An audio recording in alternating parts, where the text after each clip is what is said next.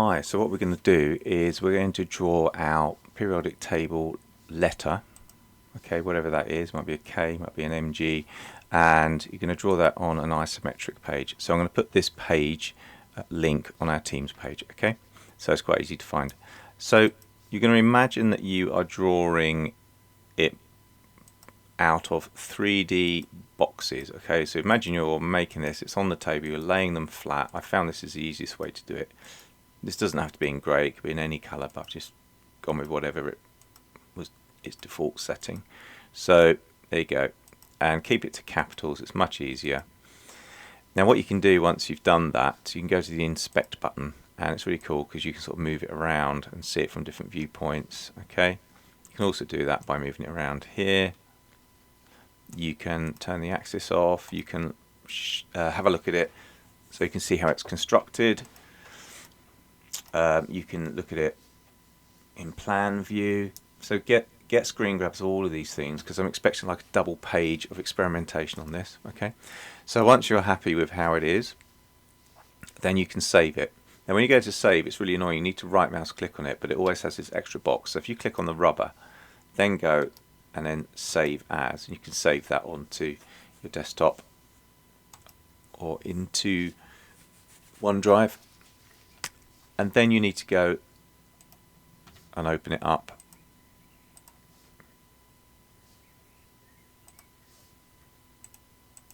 onto Photoshop, okay.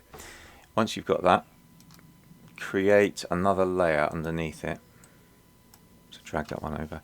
So on the bottom layer, add a colour, okay, that already looks really nice.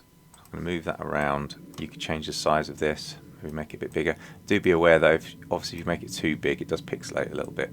So there's my A. Now you can obviously play around with putting different filters and things on there.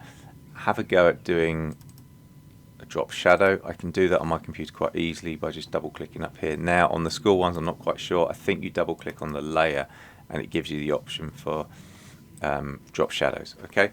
It might even be in the filters.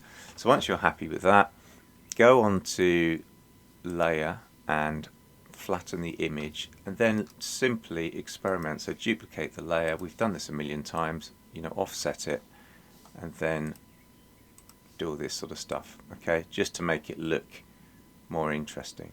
So overlap that, do something a little bit groovy with it, that looks great.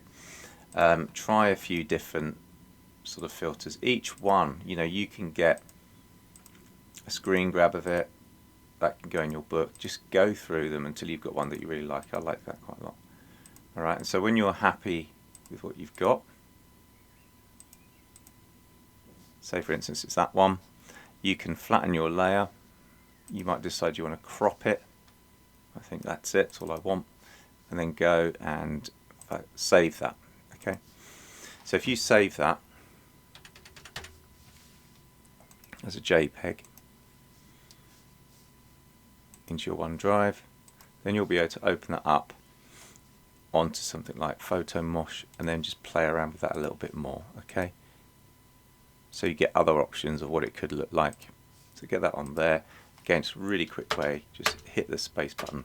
And when you've got one you like or looks very different to what you've done so far, I mean that looks really nice. So maybe save one of those. Be selective, that looks good. Unique. Not sure.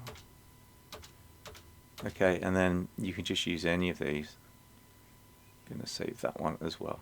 Okay, so all of these, when you look at them, that looks good. They all look a bit different.